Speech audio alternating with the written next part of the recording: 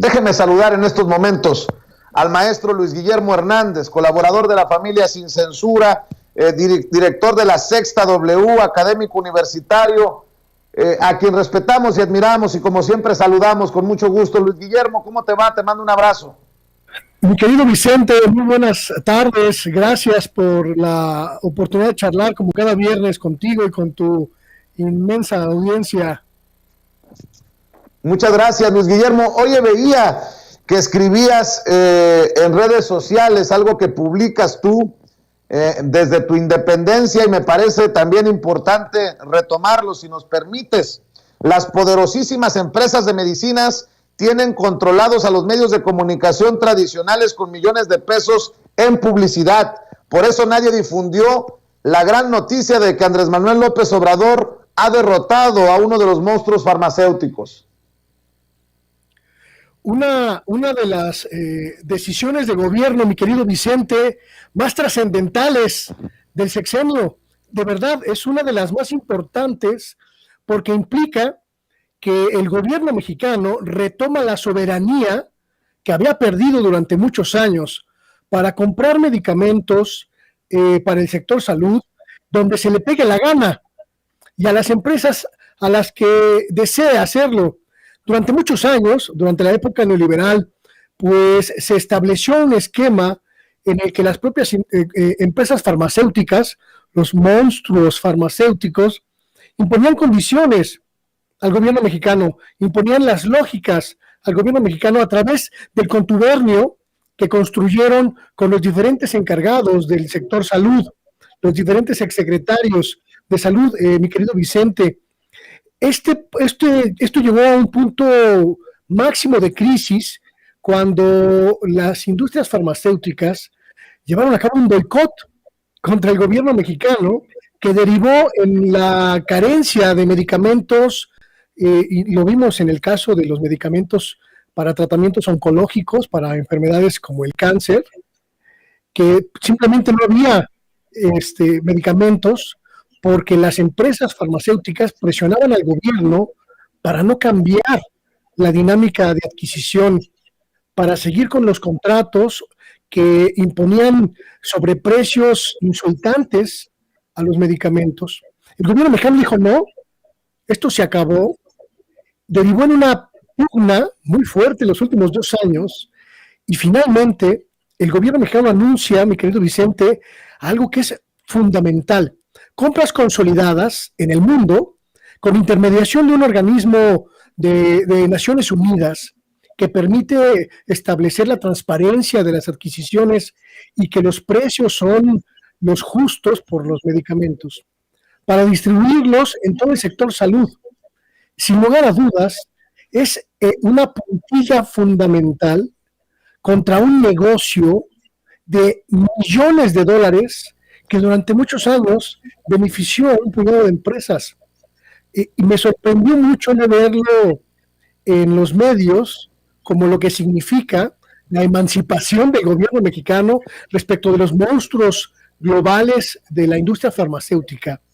Pero también lo entendí, mi querido Vicente, porque es una de las industrias más poderosas del mundo y en México tienen comprados a prácticamente todos los medios de comunicación, porque son de las pocas industrias que todo el año requieren publicidad, que todo el año contratan espacios publicitarios millonarios para sus productos. El silencio de los medios significa su sumisión, su sometimiento a este monstruo farmacéutico, pero también representa el éxito de esta política pública del presidente de la República y de los encargados del sector salud, mi querido Vicente, que decidieron entrar a esta disputa y evidentemente la están ganando. Aunque hay que decirlo, Luis Guillermo, y grábeme, don David, hay que decir que ante el silencio de los medios, por este logro del presidente Andrés Manuel López Obrador y su gobierno, hay panistas que buscan posicionar la narrativa de que es una simulación, que es una lucha simulada contra la corrupción en el abasto de medicamentos, esta que está dando el presidente Andrés Manuel López Obrador. Si me permites, vamos a ver y escuchar a Alejandra, conocida en el bajo mundo del panismo como la Güera Reynoso, la senadora del PAN por Guanajuato, que habla precisamente de este tema, y ya también me das tu opinión, si te parece, Luis Guillermo. Con el pretexto de combatir la corrupción en la compra de medicinas, el presidente centralizó las adquisiciones. El remedio salió peor que la enfermedad. Al inicio del sexenio le encargó al oficial mayor de Hacienda esa tarea. Fue un fracaso. Un año después, recurren a la Organización de las Naciones Unidas, según el gobierno, para abaratar costos, para transparentar la información, para hacer más eficiente la compra y poder garantizar el abasto de medicamentos. 12 meses después, nos damos cuenta que este mecanismo también fue un fracaso. Se adjudicaron menos del 50% de las claves de medicinas. Y lo que es peor, solo se ha podido surtir menos del 20% de estas. El colmo es que ante el fracaso de estos procesos, el secretario de Salud, Jorge Alcocer, salga a presumir que implementaron un plan B ante la ineficiencia de este mecanismo de compra con la UNOPS. Dice el gobierno federal que tardó 37 días para comprar y para hacer todo ese proceso, que la UNOPS tardó más de 10 meses y que no ha podido concretar. Y lo que es peor, ¿por qué hacerlo hasta ahora? ¿No hubiera sido mejor que hicieran bien su trabajo desde el principio? ¿Cuántas personas Oigan, no a ver. Esto sí es cinismo, sí es lo que le sigue, Luis Guillermo. No hicieron bien su trabajo desde el principio. No, pues sí, el trabajo no se hizo bien se viene haciendo mal desde hace varios sexenios, Luis Guillermo. Yo creo que la senadora panista está confundiendo peras con manzanas, mi querido Vicente, porque no se da cuenta de que el desmantelamiento de las redes de complicidad y las redes de corrupción que está en este momento pues atacando el gobierno del presidente López Obrador son precisamente las que montó en su partido, el Partido Acción Nacional y el Partido Revolucionario Institucional en todo el país. Me parece que es muy cínica la postura de la senadora, porque se olvida que si hay responsables por el estado deplorable en el que se encuentra el sistema sanitario en general y la estructura de distribución de medicamentos para el sector salud en particular, son los gobiernos del PRI y del PAN. Recordemos simplemente a Chertorivsky, recordemos a Narro, recordemos a Mercedes Juan, secretarios de salud, que en su momento contribuyeron a desmantelar todo el aparato sanitario mexicano. Recordemos que fue Felipe Calderón uno de los corresponsables de casi desaparecer a Birmex, la empresa distribuidora de medicamentos e insumos médicos que era punta de lanza en América Latina en su momento y que fue desmantelada para privilegiar los compromisos y los contubernios que crearon los panistas y los priistas en el sector salud. Es importantísimo que la gente nunca pierda de vista este dato. Fueron ellos los que desmantelaron todo el aparato sanitario público mexicano, incluido el de la distribución de los medicamentos gratuitos. El sexenio pasado, las farmacias del ISSSTE, del IMSS, de Pemex, de la Sedena, estaban prácticamente vacías porque los mismos distribuidores ponían sus lógicas. Se gastaron 10 veces más en adquirir medicamentos, pero había 10 veces menos medicamentos en las farmacias. Eso es corrupción. Totalmente. Oye, Luis Guillermo, para cerrar, porque escribiste sobre esto, te pido tu opinión.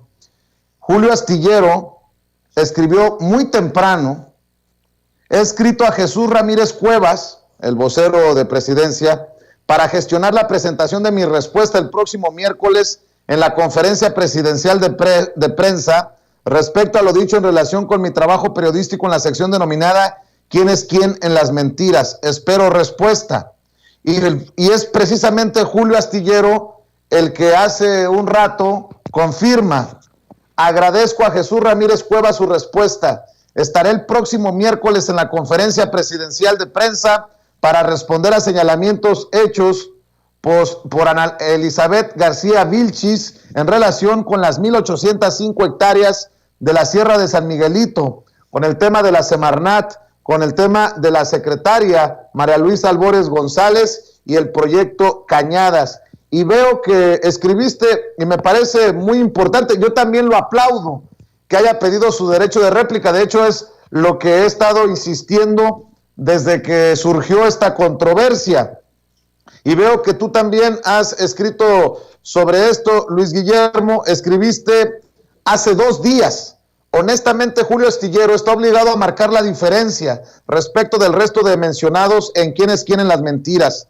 Asistir a la conferencia del presidente para ejercer su derecho de réplica sería signo inequívoco de que no es igual al resto. Esto lo escribiste hace 2 días. Hace 1 hora veo que te pronunciaste. Sé que me detesta como tantos, pero me lee. Bien que Julio Astillero marque la diferencia y haga uso de derecho de réplica en la conferencia del presidente.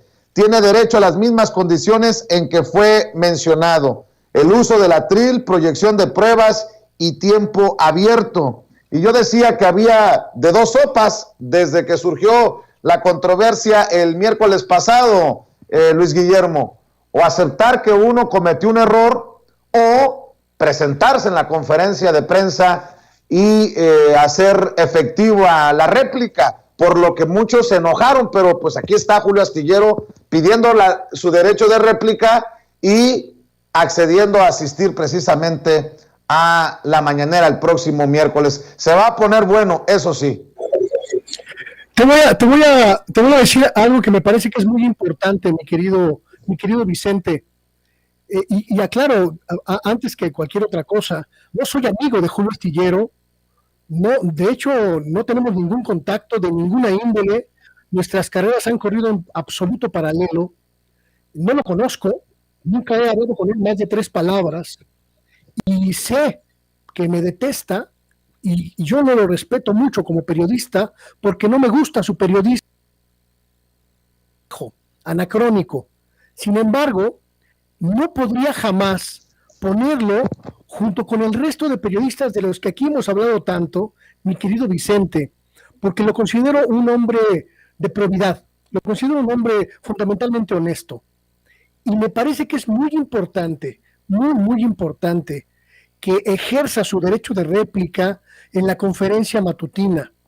Estoy convencido, mi querido Vicente, de que el presidente López Obrador es un demócrata.